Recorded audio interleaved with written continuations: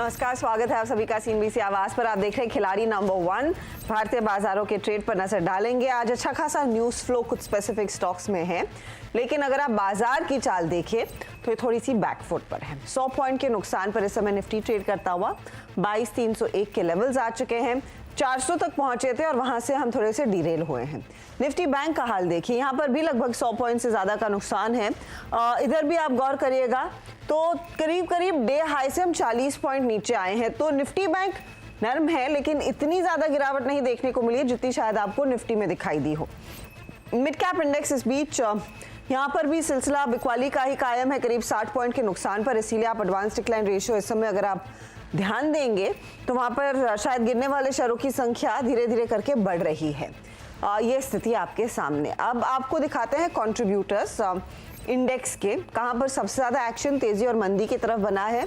तो आज undoubtedly Tata Motors का शेयर सबसे ज्यादा योगदान दे रहा है, फिर एसबीआई, बजाज ऑटो, बीपीसीएल में खरीदारी। कहां तेजी की पोजीशंस थमी है तो वो है आईसीआईसीआई बैंक और एचडीएफसी बैंक। एलटीआई माइंट्री लगातार 3 सत्रों में कमजोर रहा और यहाँ रिलायंस में भी हम देख रहे हैं आज कुछ मुनाफा वसूली के ही अंश बन रहे हैं। इसीलिए मार्केट ऊपरी लेवल से थोड़ा सा कॉन्ट्रैक्ट करता हुआ।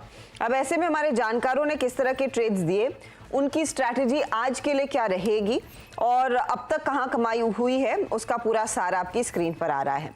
सोनी पटनायक करीब 2.5% के रिटर्न्स कमा कर गई है कल। आशीष कयाल हल्के से पॉजिटिव में 0.26% के रिटर्न्स। अमित त्रिवेदी ने -2% के रिटर्न्स दिखाए। ये कल तक की स्थिति थी। आज के मार्केट को वो कैसे पढ़ रहे हैं पहले ये समझ लेते हैं। सोनी, आज की रीडिंग क्या है? ऊपरी लेवल से थोड़ा सा कॉन्ट्रैक्ट कर रहा है मार्केट, क्या अप्रोच होगी? जी, गुड मॉर्निंग हर्षदा जी, सारे दर्शकों को। यहाँ पे हल्की सी एक करेक्शन नजर आ रहा है, बट मेरे ख्याल से अभी हम डेटा देखेंगे तो सपोर्ट पे आ रहा है 22,300 22,200 के जोन में सपोर्ट काफी है। सो करंट लेवल पे देखेंगे तो बाउंस करना चाहिए। 22,200 काफी क्रूशियल है। बाउंस करते हुए 22,400 450 के रेंज में ही जा सकता है। 450 का एक रेजिस्टेंस है, उसको क्रॉस करने के बाद ही हमको 22,600 के ऊपरी स्तर पे लेवल्स नजर आ सकते हैं। सिमिलरली बैंक निफ्टी का स्ट्रक्चर यहाँ पे हल्की से बेटर है देन निफ्टी। बैंक निफ्टी का 47,000 काफी स्ट्रॉन्ग सपोर्ट है। सो काफी बार ये अभी टेस्ट भी किया है। मेरे ख्याल से आज के लिए भी 47,000 होल्ड कर सकता है और बैंक निफ्टी टुवर्ड्स 48,000 एक बार टेस्ट कर सकता है। ओके, तो ये फिलहाल आपके लिए निफ्टी बैंक पर व्यू है। अमित, आपकी अप्रोच क्या रहेगी? Good morning. देखिए, निफ्टी पे देखा जाए तो कल हमने डिस्कस किया था कि मोरलेस ये चॉपी रहेगा, but on a positive side जब तक 22,200 के ऊपर है तब तक थोड़ा आउटलुक है, थोड़ा अंडरटोन जो है वो पॉजिटिव है।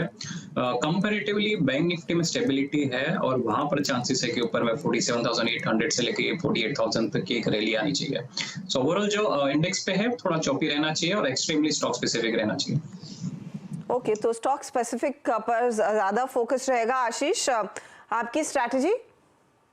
देखिए, इंडेक्स में आज थोड़ा दबाव बना है, हम देख सकते हैं करीबन 100 पॉइंट निफ्टी नीचे है, लेकिन सपोर्ट नीचे में करीबन आता है 22,200 के आसपास। और अगर आप देखें तो 22,400 पे काफी high call open interest buildup भी हो रहा है, तो यहाँ पे 22,400 को क्रॉस करना मुश्किल होगा इंडेक्स के लिए।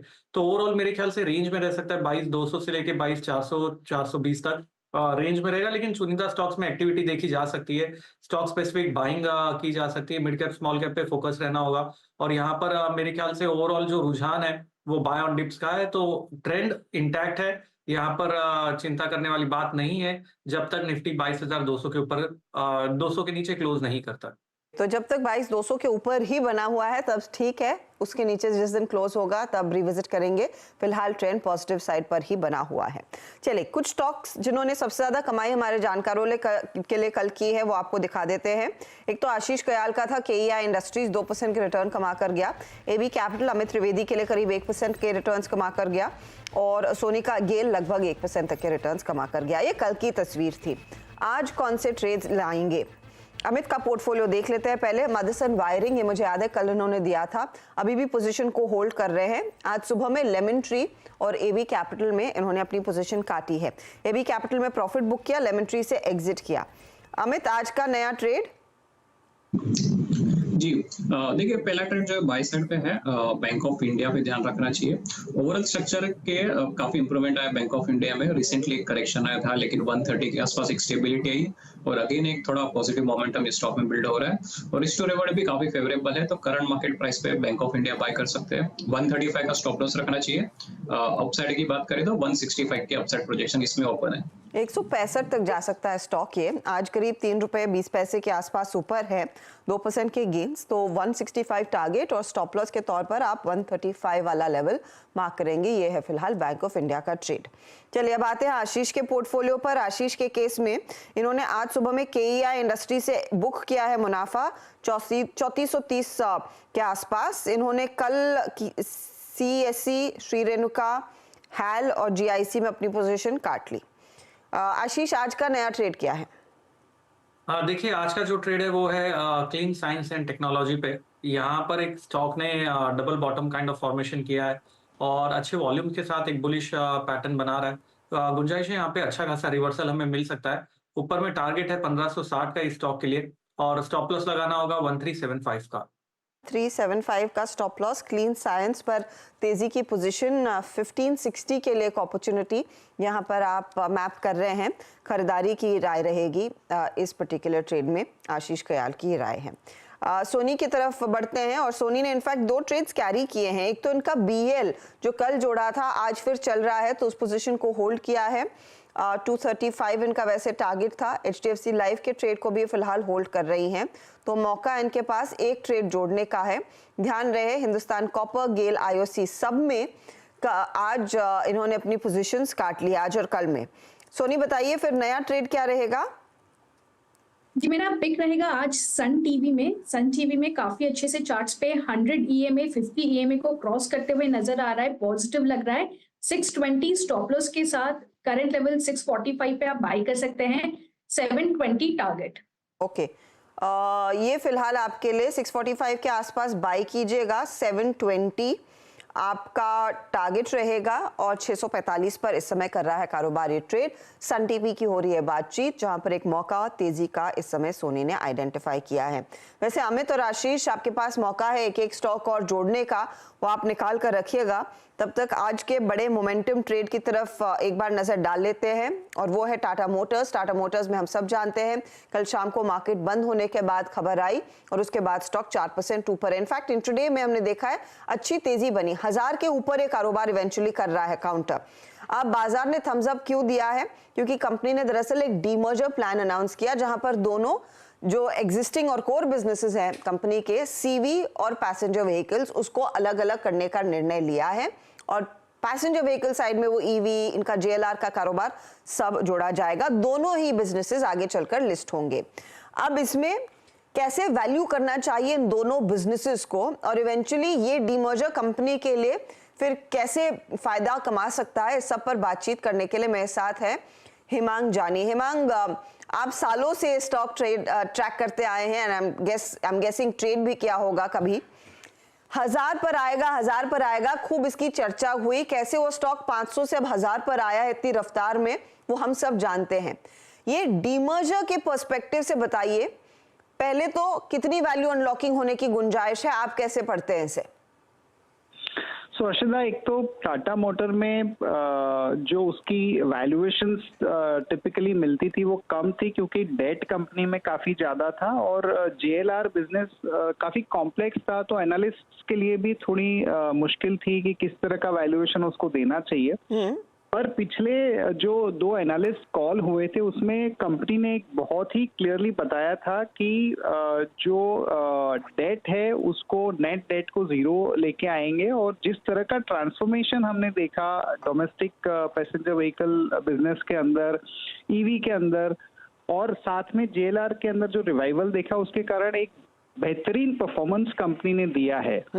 तो ये आज की जो अनाउंसमेंट आई है, जो डीमर्ज करने जा रहे हैं कमर्शियल व्हीकल और पैसेंजर व्हीकल बिजनेस को, उसमें हम एक या 2 बातें बताना चाहेंगे। एक तो ये है कि कमर्शियल व्हीकल में मार्केट लीडर होने के बावजूद जो वैल्यूएशंस कंपनी को मिलती थी उसकी कंपैरिजन अशोक लेलैंड से करते थे, तो मुझे लगता है कि उसके अंदर एक डेफिनेटली थोड़ा सा प्रीमियम मिलना चाहिए गिवन द मार्केट शेयर और जिस तरह का काम कंपनी कर रही है। और जो पैसेंजर व्हीकल बिजनेस है उसमें मीडियम टर्म में एक री रेटिंग का स्कोप होगा, क्योंकि ईवी के अंदर मार्केट लीडरशिप है कंपनी की, पीवी के अंदर बहुत ही बढ़िया रोल आउट हुआ है, मार्केट रिस्पांस काफी अच्छा है। तो मुझे लगता है कि ये इमीडिएटली नहीं होगा, इसको हमें थोड़ा सा वक्त देना होगा और नंबर्स कैसे आते हैं मार्केट देखेगा, बट डेफिनेटली एक री रेटिंग का स्कोप इसमें बना रहेगा। आप कमर्शियल व्हीकल बिजनेस को अलग तौर पर कैसे वैल्यू करेंगे हेमांग, और पैसेंजर व्हीकल बिजनेस को कैसे वैल्यू करेंगे? क्योंकि अगर आप पूरा रेवेन्यू का सम देखें, इस समय सबसे ज्यादा योगदान रेवेन्यू में ऑफ कोर्स जेएलआर लेकर आता है, जो लगभग 60% के ऊपर का है। फिर 14-15% के आसपास योगदान रेवेन्यू का पैसेंजर व्हीकल्स का है।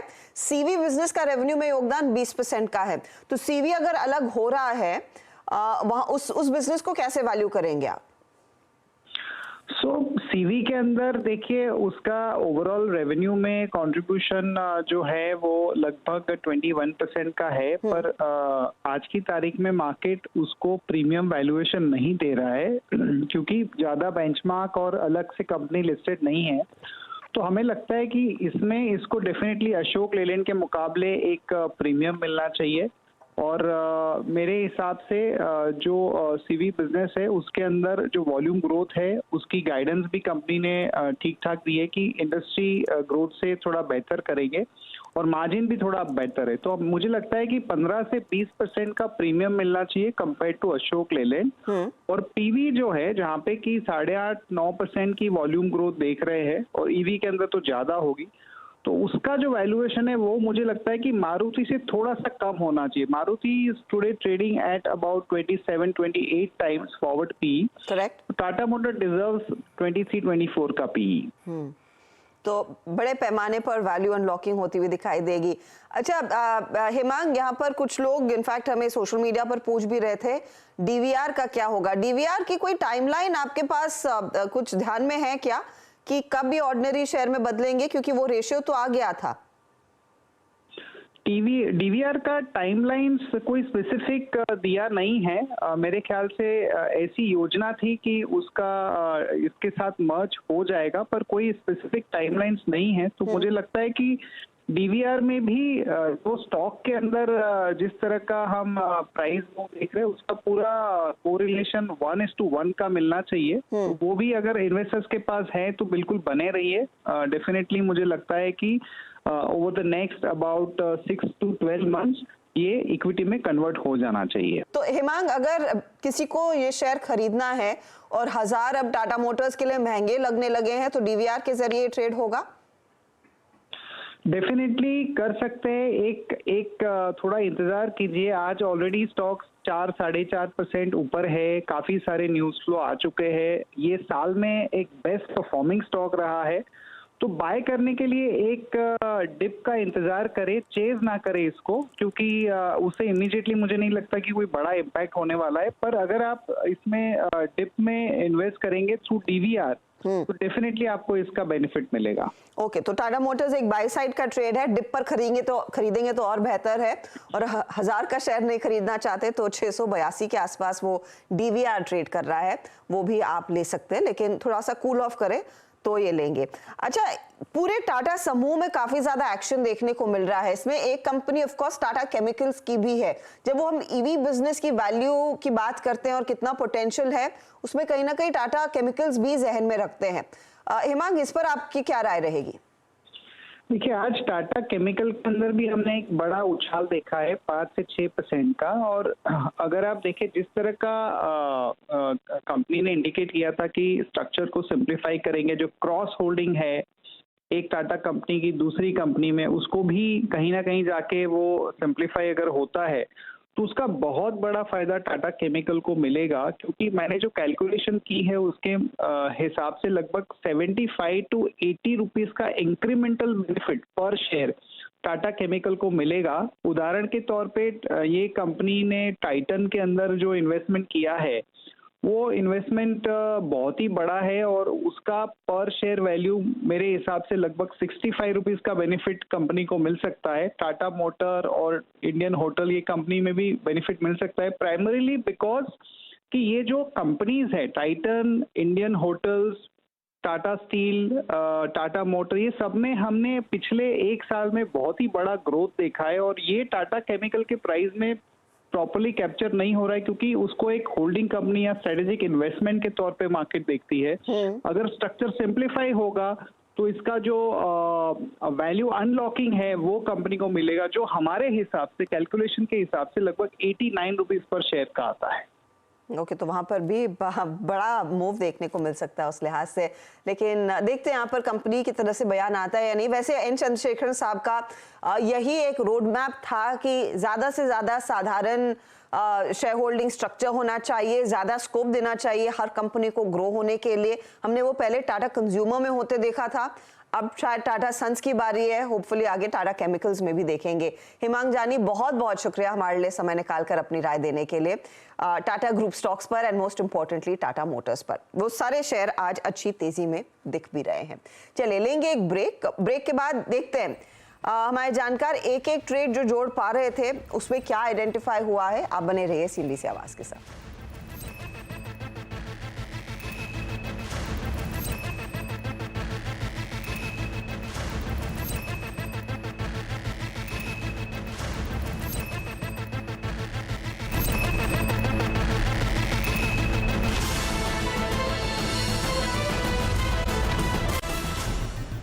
आप देख रहे हैं खिलाड़ी नंबर 1। एक एक ट्रेड आशीष और अमित दोनों जोड़ सकते हैं। अमित, कुछ आइडेंटिफाई किया? जी देखिए, जमुना ऑटो पे ध्यान रख सकते हैं। लास्ट वीक काफी अच्छा एक पॉजिटिव मोमेंटम आया था जमुना ऑटो में, वॉल्यूम्स भी काफी अच्छे थे और उसके पास 130 के ऊपर वो सस्टेन भी कर रहा है। तो आने वाले समय में मुझे लग रहा है कि एक अच्छा खासा अपमूव आना चाहिए। 134 करंट मार्केट प्राइस पे जमुना ऑटो बाय कर सकते हैं। 130 का स्टॉप लॉस रखना चाहिए और अपसाइड टारगेट बात करें तो 150 तक आने के चांसेस है। ओके, तो 4 रुपए नीचे का स्टॉप लॉस रखिए, 130 के आसपास 150 तक जा सकता है अकाउंट। अब आशीष, क्लीन साइंस के साथ दूसरा ट्रेड इस समय जोड़ेंगे या दोपहर का इंतजार होगा? नहीं, फिलहाल तो वेट करना चाहूंगा क्योंकि मार्केट में फिलहाल दबाव बना हुआ है, तो एक बार वेट एंड वॉच होगा। यहाँ से पॉजिटिव रिवर्सल मिलेगा तो दूसरा स्टॉक ऐड कर दूंगा। ओके, तो पॉजिटिव रिवर्सल मिलेगा तभी दूसरा ट्रेड आएगा, फिलहाल नहीं। चलिए फटाफट से क्या ट्रेड्स आइडेंटिफाई हुए हैं वो आपकी स्क्रीन पर दिखा देते हैं, रिटर्न्स भी देख लेते हैं। आशीष, फिलहाल क्लीन साइंस के साथ ही जाएंगे। 1560 टारगेट है, 1375 का यहाँ पर इन्होंने स्टॉप लॉस दिया। रिटर्न्स की सिचुएशन में क्या बन रही है बात? 0.28% के रिटर्न्स ये कमा कर दे रहा है शेयर। अब आइए आप अगले पोर्टफोलियो पर जो सोनी का पोर्टफोलियो है। तो एक तो इन्होंने नया ट्रेड सिर्फ सन टीवी जोड़ा है, 720 टारगेट है, 620 का stop loss. HDFC life carry किया 700 टारगेट, 585 स्टॉप लॉस और BEL 235 के लिए ट्रेड कैरी किया है, 200 का स्टॉप लॉस है। आज इनके लिए BEL थोड़ा ड्रैग कर रहा है, HDFC लाइफ 0.23% का रिटर्न दे रहा है, सन टीवी थोड़ा सा ठंडा है। अमित का पोर्टफोलियो देख लेते हैं। एक ट्रेड कैरी किया, वो था Motherson wiring rather, 80 target, 68 stop loss. Bank of India नया जोड़ा, 165 का टारगेट, 135 स्टॉप लॉस है। और फिर जमुना ऑटो 150 टारगेट, 130 का स्टॉप लॉस। रिटर्न्स की सिचुएशन क्या है? मदरसन 0.5% के रिटर्न दे रहा है, बैंक ऑफ इंडिया 0.5% निकाल रहा है, जमुना ऑटो एकदम फ्लैट है, हल्का सा पॉजिटिव। लेकिन ओवरऑल रिटर्न्स की स्थिति, मुनाफे का मीटर क्या कह रहा है तीनों के लिए? अब तीनों पॉजिटिव में हैं। 3% के रिटर्न सोनी के, फिर दूसरे स्थान पर आशीष नेली 0.88% के रिटर्न्स, तो 1% के रिटर्न्स गिने और 0.53% के रिटर्न्स अमित त्रिवेदी के। ये है अब आपके लिए ताज़ा तस्वीर। जो भी नया ट्रेड आएगा आशीष की तरफ से, जो भी बदलाव आएगा इन पोर्टफोलियोज में, उसकी जानकारी, उसकी इंफॉर्मेशन आपकी स्क्रीन्स पर हम हाजिर करेंगे 1 बजे मिड कैप मंत्र के दौरान, और सोशल मीडिया हैंडल्स पर भी वो ट्रेड्स हम शेयर जरूर करेंगे। Good luck to all of you. लेंगे एक ब्रेक के बाद पूरा ध्यान कमोडिटी मार्केट के एक्शन पर।